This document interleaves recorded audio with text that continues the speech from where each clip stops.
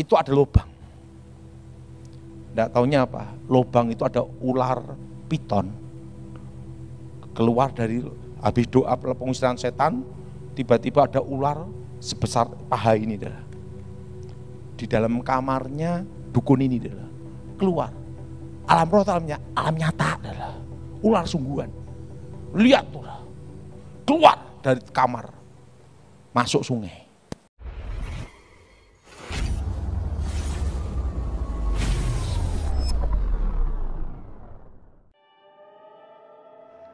Shalom sahabat khotbah populer. Yesus yang populer harus dikhotbahkan. Tahukah sahabat bahwa iblis adalah pencuri dan bapa segala pendusta? Dia akan membinasakan dan membuat orang jauh dari Tuhan. Oleh sebab itu kita harus waspada. Dalam pelayanan kita harus menang. Kita harus permalukan iblis. Jangan sampai dia bisa memenangkan banyak jiwa. Hal ini telah dilakukan oleh hambanya Evangelis Daud Tony. Melalui pelayanannya, iblis dipermalukan. Bagaimana dengan sahabat? Mari kita dengarkan dulu pembahasan lengkapnya. Semoga memberkati. Saya pernah ada namanya pertarungan ilmu. Masih ingat? Ada seorang dukun dia. Dia ngomong sama saya, dia bisa ini, macam-macam. Oke. Anaknya itu berdoa terus untuk ayahnya, supaya ayahnya ini bertobat. Anak ini berdoa terus untuk ayahnya, supaya ayah ini bertobat. Suatu kali saya diundang di rumahnya itu. Rumahnya pinggir sungai. Waktu itu, saya ngomong sama dia, Bapak mau apa? Pak Tony kan ilmu punya olah batin, ilmu gaib, onak kanuragan. Udah tak buang Pak, saya mau coba. Boleh enggak dicoba? Boleh? Kamu jual, saya beli, gitu. Kan gitu. Kalau pertarungan ilmu, saya jual, kamu beli, oke? Saya ngomong sama anaknya, tolong siapin kacang. Ada apa Pak? Kacang sama kopi. Supaya apa? Enggak ngantuk. Kenapa kacang? Kan pertarungan ilmu kan gini terus. Ya kalau gini terus kan kayak orang blow on. Gini sambil makan kacang kan asik, gitu lah. Dia kan gini terus, gua makan kacang kan gitu. Wah. Jamnya diatur, malam diatur. Das, ketemu.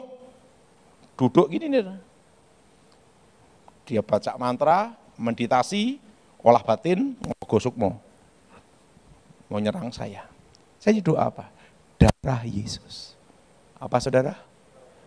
Saudara? Darah Yesus sucikan, darah Yesus bentengi.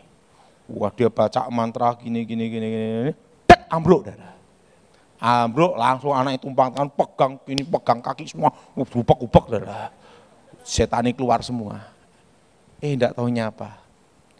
Di tempat tidurnya, ini tempat tidur, itu ada lubang.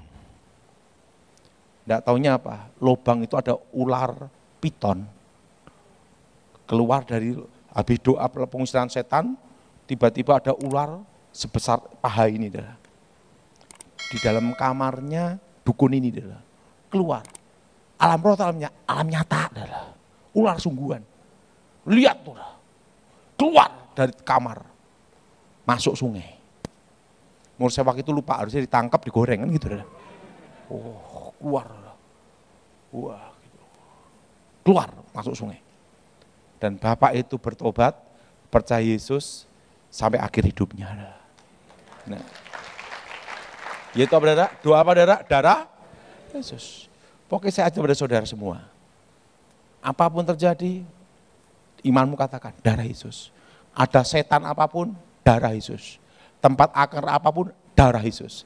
Saudara sakit, darah Yesus. Sakit gigi, darah Yesus. Setelah itu cabut. Doa apa darah? Darah Yesus. Nah, doa darah Yesus sucikan, darah Yesus bentengi. Dan darah Yesus menyembuhkan. Saya pernah nangani seorang anak sekolah Alkitab. Dia ada kasus homo. Jadi ceritanya gini, dulu dia belajar ilmu gaib, ke dukun, tidak taunya dukunnya homo. Dia disuruh telanjang, ada di sungai. Waktu di dalam sungai, disikat dari belakang. Homo, itu nular. Kena. Kena, jadi gini. Kena sakit. Sakit apa? Kanker darah, kanker otak, merambat ke kanker paru-paru. Komplit. Tinggal apa? Check out. Betul ya? Kanker darah, kanker otak, kanker paru-paru. Dokter memberitahu, harapan hidup hanya 1%. 99% mati. Karena itu kasus besar, digratiskan. Asal mau dioperasi. Karena untuk pembelajaran kedokteran. Bayangin, untuk eksperimen.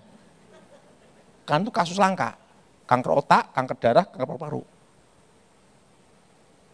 Sebelum diadakan tindakan, dokter memberitahu, siapin peti mati. Gitu sudah. Artinya pasti mati kan. Orang tuanya ngomong sama saya, yaudah, saya ngomong sama dia, kamu percaya bahwa bilur Yesus menyembuhkan? Doanya gimana Pak Daud? Doa aja, darah Yesus bebaskan, darah Yesus sembuhkan. Darah Yesus bebaskan, darah Yesus sembuhkan. Kadang kita yang doa, lihat kenyataan tuh down juga. Kanker darah, kanker paru-paru, kanker otak, mau diare gitu, pasti mati gitu lah, kan gitu lah. Doanya berapa lama Pak Daud? Dalam hati saya, sampai berangkat. Ini pasti matinya adalah.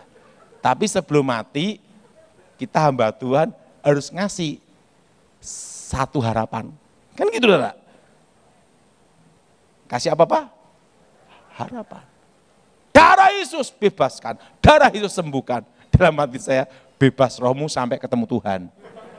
Udah, tak aja suruh doa darah Yesus. Oke, bebaskan, darah Yesus udah. Saya tinggal. Sebelum ada tindakan operasi, pembedahan kepala, otak, harus dirongsen dulu, dicek ulang CT scan semua. Waktu di CT scan dicek, kanker di otaknya, kankernya hilang. Paru-paru dicek, hilang juga. Dan kanker darahnya, diambil darahnya, negatif, hilang juga. Sembuh. Nah, dan apa yang terjadi? Satu hal. Saya ditelepon. Saya kan tidak tahu dia sembuh. Padahal dipanggil ke rumah sakit ini. Ya, untuk doa. Oh ya. Waktu masih sekolah Alkitab saya. Nama ini, oke. Udah tak siapkan Injil Yohanes pasal 14. Di rumah Bapakku banyak tempat tinggal. Kenapa? Aku yakin dia mati. Makanya kadang itu kita doain orang, down sendiri, betul enggak? Tapi sekalipun down, kasih juga dia harapan. Kasih apa saudara?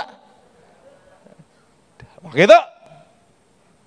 Udah tak siap-siap, wah nanti berarti ini saya nanti khotbah penghiburan, ayatnya ini, tutup peti mati, ayatnya ini, kekuburan ayatnya ini, gitu saudara. Udah tak siapin semua.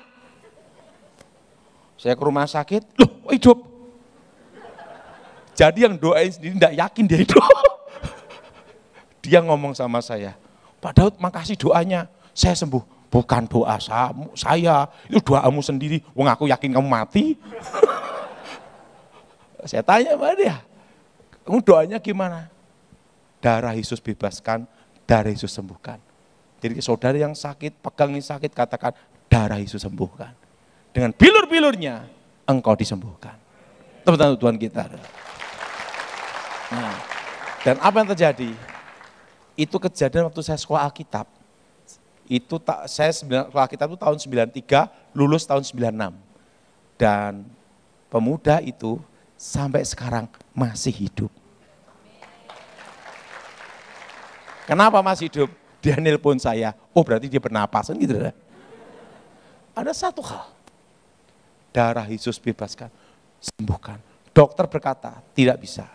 Tapi ingat, pikiran Tuhan tidak terselami. Jalan Tuhan bukan jalan manusia.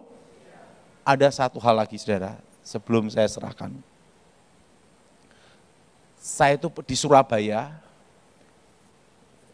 diminta doa rumah sakit, aduh RKZ apa namanya lupa saya. Apa namanya di Surabaya RKZ apa itu? Hah? Oh. Nah saya diminta doa, syukuran, karena habis transplantasi ginjal berhasil. Diajak syukuran. Oke, saya datang. Tetapi waktu sebelum ke rumah sakit itu dapat suara. Waktu engkau berkata amin, dia aku panggil. Kelenger enggak ada? Padahal saya diminta untuk syukuran. Bukan pencabutan. Lah, aduh, ki piye ya. Saya kumpul, doa sama keluarganya. Dia ngomong udah transplantasi ginjal, di mana gitu saya lupa, enggak ingat saya. Pokoknya saya datang, dia di rumah sakit, saya syukuran, dia ngobrol-ngobrol, gini-gini, sukacita, gini. Saya enggak berani ngomong amin dah. Karena apa? Bablas sih kira. Saya ngomong sama keluarganya, Bu, anak ibu mau dipanggil Tuhan. Oh, jadi pendeta Pak Daud, haleluya. Bukan Bu, mau ketemu Tuhan. Dalam hati saya, aku datang ke sini untuk mempertemukan dia. Bu Pak, kita ini syukuran, habis transplantasi ginjal, setelah itu perawatan di rumah sakit ini. Bapak jangan ngomong macam-macam gitu loh. Ya udahlah, karena Bapak sudah terlanjur datang ke sini, Bapak tetap doa. Wah, kelenger ki aku. Wah, mereka karismatik doa. Wah, haleluya Yesus, haleluya Yesus. Pemuda ini sering minum minuman ini loh, Saudara, untuk apa tuh supaya doping loh, Saudara. Itu kena ginjal, Saudara. Ginjalnya rusak, Saudara. Udah transplantasi berhasil. Wah, semangat. Haleluya, haleluya, haleluya. Lah, aku tuh lupa, Saudara. Haleluya.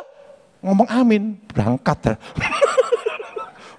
Begitu saya ngomong amin, langsung ambruk blek bablas. Begitu meninggal di depan saya. Padahal gimana ini? Lari saya. Suruh bangkitin repot saya. Satu hal, kalau udah jalannya Tuhan ambil. Nggak bisa lolos. Amin. Terima kasih sahabat sudah mendukung channel ini dengan setia. Bagaimana? Apakah sahabat juga punya pengalaman yang spektakuler dalam pelayanan? Seperti hambanya Evangelis Daud Tony diperhadapkan dengan kuasa gelap, ya, orang berilmu lalu menguji kekuatannya tetapi tidak berfungsi. Dan ini menunjukkan Allah kita dahsyat, bahwa sejatinya dalam orang percaya Allah yang berperang ganti kita. Jadi jangan takut berhadapan dengan kuasa gelap, karena Allah yang akan berperang ganti kita. Yang penting jangan sombong, tapi apabila kita diserang, maka Tuhan yang akan menjadi lawannya. Sehingga kekuatan gelap apapun tidak akan bisa menembusmu. Apakah kamu yakin? Kalau yakin katakan amin di kolom komentar. Jikalau ada Tuhan dalam dirimu, ada Roh Kudus pimpin hidupmu, maka kuasa gelap tidak akan bisa menyerangmu. Karena Tuhan yang melindungi, membentengi kita. Tuhan yang berperang menggantikan kita. Amin. Isi di kolom komentar apabila sahabat percaya. Tapi kalau sahabat tidak percaya, wow, evaluasi imanmu. Ya, masa anak Tuhan tidak percaya kuasa Tuhan mampu melindungi? Bukan itu saja, apabila kita berdoa mujizat bisa terjadi.